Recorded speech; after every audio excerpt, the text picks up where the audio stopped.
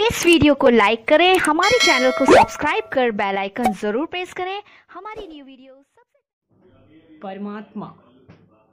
परमात्मा पर दृढ़ विश्वास रखना चाहिए। हमने अक्सर ये बातें बहुत से विद्वानों के मुख से सुनी है, परंतु प्रश्न ये उठता है कि यदि हम परमात्मा पर दृढ़ विश्वास रखेंगे तो हमें लाभ क्या मिलेगा। आइए इस संदर्भ में हम चर्चा करते हैं। कभी किसी छोटे बच्चे को देखा है आपने? जिस बच्चे ने अभी अभी तुरंत चलना सीखा हो, तो छोटा बच्चा जहाँ भी चाहता है, किसी मेले में, किसी उत्सव में या कहीं घूमने फिरने, माँ उसे अपने साथ लेकर चलती है, उसकी उंगली पकड़कर उसे चलाती है, कभी उसकी उंगली छोड़ती नहीं ताकि बच्चा खो न जाए। इस बात का भय रहता है माँ को, बच्चे की सुरक्षा की चिंता रहती है एक माता को। बच्चे को अपने साथ चलाती है और चलते चलते मार्ग में यदि कोई बड़ा गड्ढा या कोई बड़ा नाला आ जाए तो माता तुरंत उस बच्चे को गोद में उठाकर गड्ढा और नाले को पार करवा देती है, और फिर जैसे ही गड्ढा और नाला पार होता है, माँ फिर बच्चे को भूमि पर चलना सिखाती है। इस प्रकार सहारा देकर और बड़े गड्ढे और नाले में बच्चा फंस ना जाए, इसके लिए उसे अपनी गोद में उठाकर माँ उसे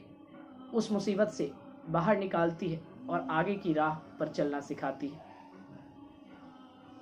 ठीक इसी प्रकार परमात्मा भी इतने दयालु हैं कि वो सदा अपने भक्तों के साथ प्रत्यक्ष या अप्रत्यक्ष रूप से अपने सच्चे भक्तों की उंगली पकड़कर चलते रहते हैं और चलते चलते जीवन रूपी मार्ग में यदि दुख रूपी गड्ढा और तकलीफ रूपी नाला आ गया तो विश्वास कीजिए, परमात्मा रूपी माता पिता, परमात्मा रूपी हमारे शुभ चिंतक, वो हमें अपनी गोद में उठाकर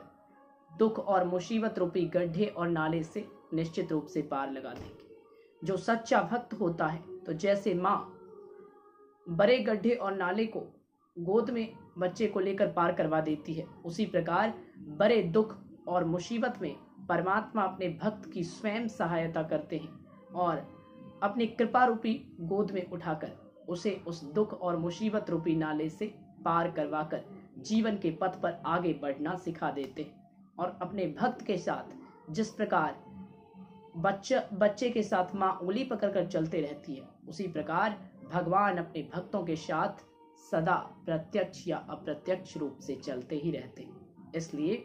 परमात्मा पर दृढ़ विश्वास और उनकी सच्ची भक्ति यदि हम करना सीख जाएं, तो हमें स्वयं के लिए स्वयं से चिंता करने की कोई आवश्यकता नहीं है।